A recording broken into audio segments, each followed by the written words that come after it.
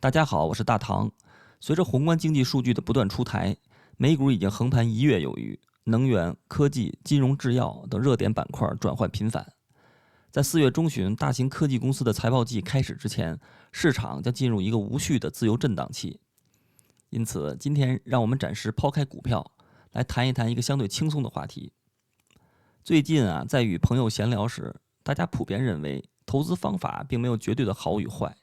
投资结果很大程度上取决于投资者本身，选择适合自己脾气和性格的交易方式，才能最大程度地发挥策略的优势。我们知道，每个人的个性受星座的影响很大，而个性会极大地影响我们的投资选择。因此，今天我们来探讨一下不同星座的性格特点以及适合他们的投资方式，通过了解这些差异，增加我们在股市中获得成功的机会。首先，我们来谈谈白羊座。作为黄道12宫的首个星座，火象的白羊以其聪慧、勇敢和果断闻名，并拥有强大的执行力。白羊座在投资股票时，会深入研究每一个他所关注的策略。他们绝不会盲目跟风，而是会在彻底了解投资标的和方法之后才做出决策。一旦经过深思熟虑并采纳了某一方法，会果断地执行，稳准狠，毫不犹豫。不过，白羊座除非经过训练，他们对于风险忍受的程度并不高。主要是因为他们从小都是家长眼中的好孩子，做事精益求精，习惯成为天生的胜利者。当遇到不可控因素导致的挫折，比如交易中的回撤和止损，他们会有些情绪化，需要花更多的时间来适应。所以说，如果您是白羊座，恭喜您，老天给了您一个聪慧的头脑和解决问题的能力，你在投资领域拥有别人所不具备的优势。但也要注意，遇到困难和挫折不要气馁，要学会以退为进，事缓则圆。从性格上说，白羊座脾气火爆，做事有冲劲儿，不达目的绝不罢休。但是有时候没有耐心，头脑有些简单，容易一根筋。这些特点使得白羊座适合做短平快的右侧短线交易，比如说抓英伟达的起爆点，或者做一些日内交易。大家熟悉的著名对冲基金文艺复兴的掌舵人詹姆斯·西蒙斯就是白羊座。作为数学家的西蒙斯主打一个智商碾压。文艺复兴复杂的模型给投资者带来了35%的年平均回报率。黄道12宫中有一个星座天生是管理财富的高手，他们天生对金钱极度敏感，坐在家中就能挣钱，可以说是命里带财。如果是女生，一辈子要和奢侈品打交道。这个星座就是金牛座。提到金牛座，大家想到的可能是慢性子、温吞吞的形象，但在沉稳的外表下，是金牛座不服输的倔劲儿，与不打无准备之仗的谨慎。金牛座拥有全面和平衡的性格，在投资中不会追求几十上百倍的超额收益，而更偏爱稳定和可靠的增长。所以我们经常会看到不少跨资产投资基金的经理都是金牛座的。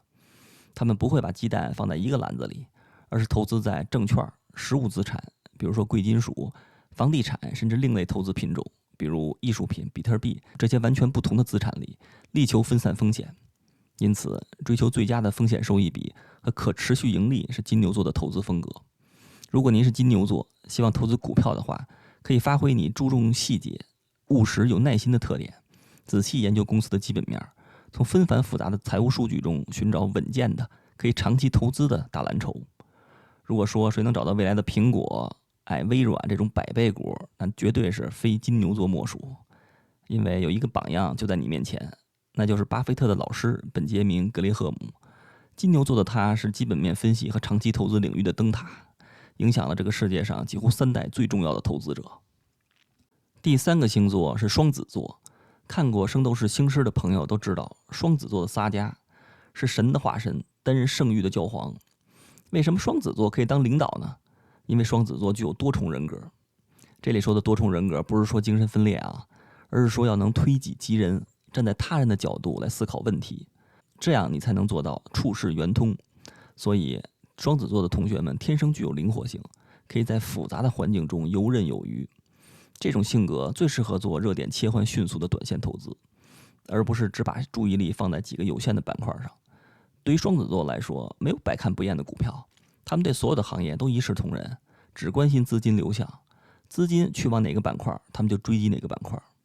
从某种意义上说，双子座真正参透了炒股票的精髓，理解了应无所住而生其心的真谛。在他们的眼里，任何股票皆可成为牛股。不过，一旦走势变化，他们也会没有任何留恋地放弃曾经的心头肉。所以，一般双子座对市场情绪的微妙变化异常敏感，他们会从一些微不足道的征兆，独具慧眼地发现普通人轻易就会忽视的机会。所以，如果你身边有高手是双子座的，那请你多向他们请教对市场的看法。他们的嗅觉或者说直觉会让你捡到大漏。华尔街有位大牛，原来 SAC Capital 的老板 Steve Cohen 就是双子座的，他现在是对冲基金 Point72 的掌门人。这哥们儿号称对冲基金之王，其20年的平均回报率为30%。他的团队据说15年前就占纳斯达克日交易量的1%，纽交所日交易量的3%。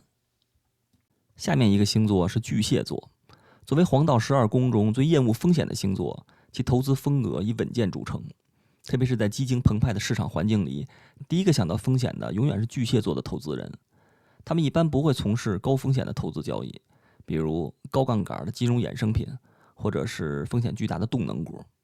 因为收益率的大起大落对巨蟹的心脏是一种巨大的考验，他们会因为高收益而兴高采烈，也会因为暂时的浮亏而精神崩溃。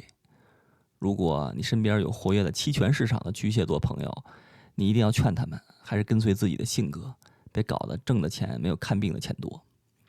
因为追求资金安全是巨蟹座的一大特点，谨慎而保守是他们的一大性格，做好风控而不是只看收益率才是他们最舒适的投资风格。华尔街上最典型的代表就是塞斯·克拉曼，他的对冲基金 Baupost Group 从1983年以来年均的复合回报率为16.4%。大家别觉得这个收益和做指数差不多。作为巨蟹座的投资人，克拉曼以高现金比例著称。2006年市场一片牛市之时，他的基金现金比例为48%。所以你知道到了2007年笑得最开心的人是谁了吧？克拉曼有句话我深有体会，他说很多人都希望每一圈都领先，但最重要的是冲过终点时你还在赛道上。我建议巨蟹座的朋友可以投资高股息率的股票，顺便投资一些指数型基金，这样每年都会有19%左右的投资回报，也不低于克拉曼。第5个星座是狮子座，又是火象星座。狮子座以自带王者风范著称，炎热的夏天赋予了他们过人的胆略和强大的气场。在做事情上，狮子座最讲究的就是要拉风，做人如此，投资更是如此。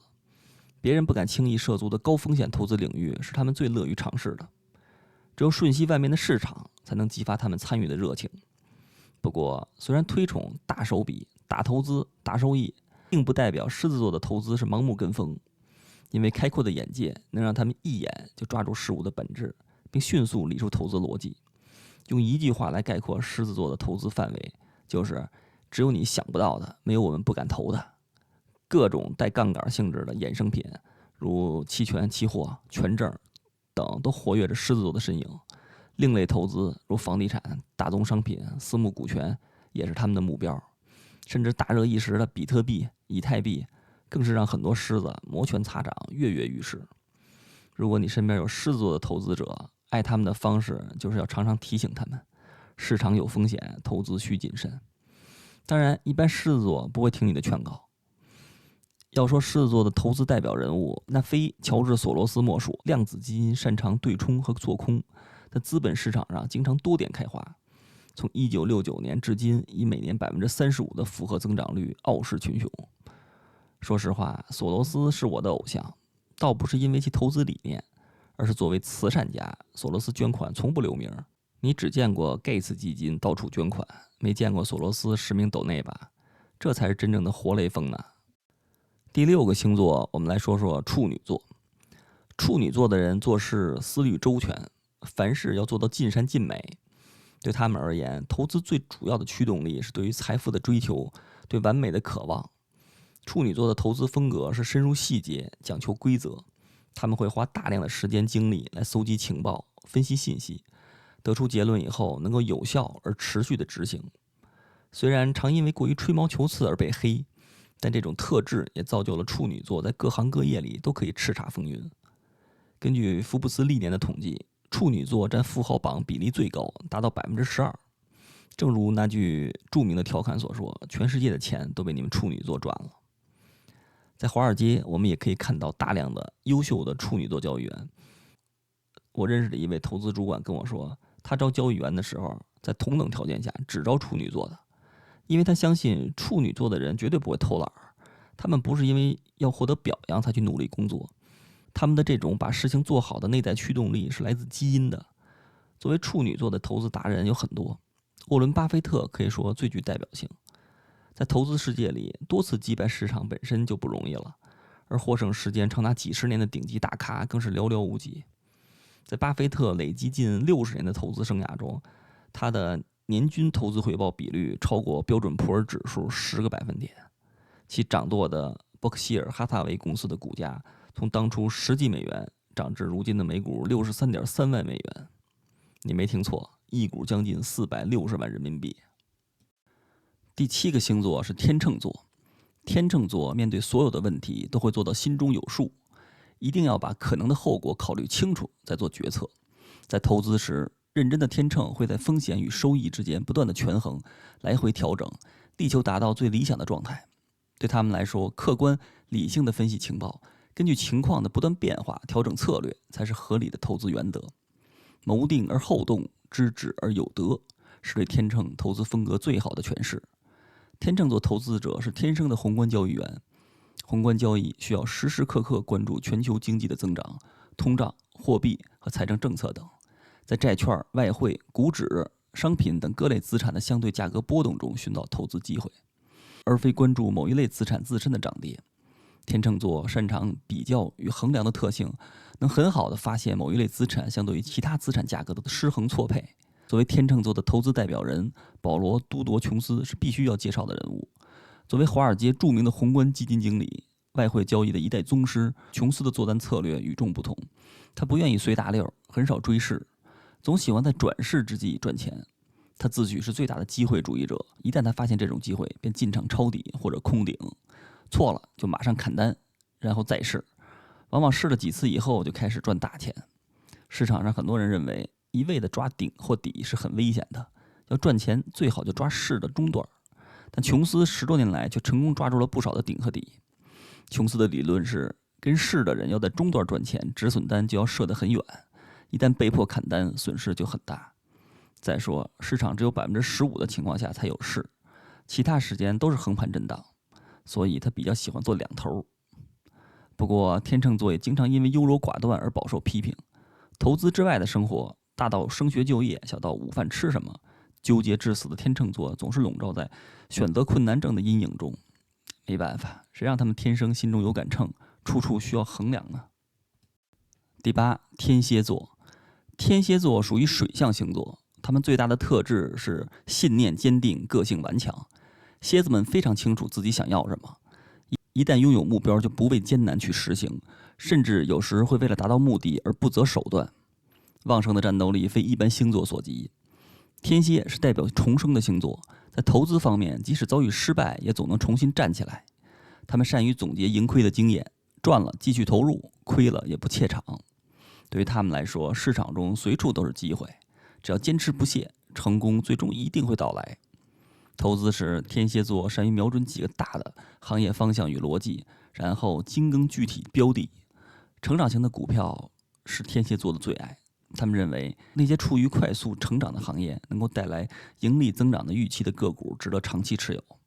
和双子、处女不一样，蝎子们不管市场如何变化，始终坚守自己认定的领域，不为市场涨跌所动。这种能够耐心等待的特质，是天蝎座专注力最直观的体现。请手里目前还持有特斯拉的朋友们在留言区分享一下自己的星座，我看看天蝎座是不是很多。我想说的是，成功是属于坚持不懈的蝎子们的。天蝎座的代表投资人，我选的是大卫·艾因霍恩，他是绿光资本 Greenlight Capital 的掌门人。2008年，年仅40岁的大卫在金融危机中做空雷曼一战成名。其实他大部分的交易都是做多，只是偶尔参与做空。但现在他几乎成为了华尔街做空交易的代名词。大家对他的了解几乎都是因为他是特斯拉的最大空头之一。这里还要强调一点，大卫对做多黄金情有独钟，喜欢玩黄金的朋友可以把绿光资本对黄金头寸的增减作为投资黄金的一个辅助指标。下面我们来看第9个星座，射手座。属于火象星座的射手座受到守护星丘比特的影响，对任何事物都充满着好奇心。射手座的人非常崇尚自由，不喜欢受到任何束缚，喜欢以自己的想法发挥，对艺术有独特的视角和敏锐的观察，是个自由派的乐观主义者。但由于意志力比较薄弱，对新鲜事物兴趣广泛，常常只有3分钟热度。因此，射手座的天性适合短期投资，特别是做日内交易。他们不喜欢永远炒一只股票，而喜欢不断挑战波动大的动能股或者加密货币。对于喜欢惊险刺激的射手来说，股票就像一场冒险的游戏，他们敢于追高，判断失误的话也会果断地选择离场，不管是赢是亏，从不拖泥带水。射手的字典里没有后悔二字，在游戏没有真正结束之前，他们总能乐在其中。曾经大热一时的电影《大空头》的主角原型 John Paulson 就是射手座的著名投资人。身为 Paulson 对冲基金的总裁，他的封神之路始于2001年。在美国互联网泡沫时，大量做空了互联网公司的股票。后来因在2008年美国次贷危机中疯狂做空获利而一举成名。当年做空美国房市的时候，他设计了一个复杂的基金操作模式，一边做空危险的 CDO， 一边收购廉价的 CDS。2007年，他创造了前无古人的590%的年收益率。第10位是摩羯座，摩羯座是土象星座，天生具有大地一样的沉稳个性，这在投资领域是取得成功的必要条件。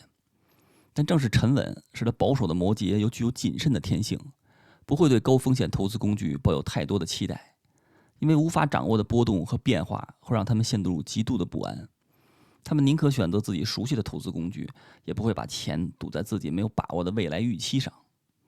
如果非让摩羯进行股票投资，他们对风险的把控使得只有低波动、低市盈率的大蓝筹才符合他们的心意。即使买入以后价格一时半会儿没有反映公司的价值，做好研究的摩羯也能耐心地持有到地老天荒。如果股价真的不涨，占有欲极强的摩羯说不定会一个任性直接收购企业来释放公司价值。摩羯的代表人物就是传奇的投资人彼得林奇，这位麦哲伦基金的领头人，投资心态十分平和，甚至不太像一个股市中人。股市调整对他来说只是建仓的机会又到了。他深信价值投资，相信治好价低的个股的内在价值在足够长的时间内总会体现在股价上。我们要做的就是投资绩优股，然后持有，等待本金稳定的复利增长。第11个星座是水瓶座，水瓶座是风象星座，他们总是有新奇古怪的念头，热衷于打破一切常规，这也是个人主义最重的一个星座。富有创造力和前瞻性会引导水瓶座朝着未来的投资方向发展。他们不会介意在其他人犹豫不决的地方冒险，特别是涉及创新技术的时候。水瓶的远见引导他们探索金融科技、人工智能或者是绿色技术等前沿领域的创新企业。他们可能会特别喜欢科技初创企业和可再生能源公司，因为他们将创新与产生巨大影响的可能性结合起来。这些投资可能有助于塑造一个更加技术驱动和可持续性的未来。这里我想着重介绍一位水瓶座的投资大师理查德·丹尼斯。理查德不但在交易台上留下了一座丰碑，建立了自己的一套独特的做单方法，即追踪趋势、强调风控，利用反市场心理和技术分析去最大化的攫取利润。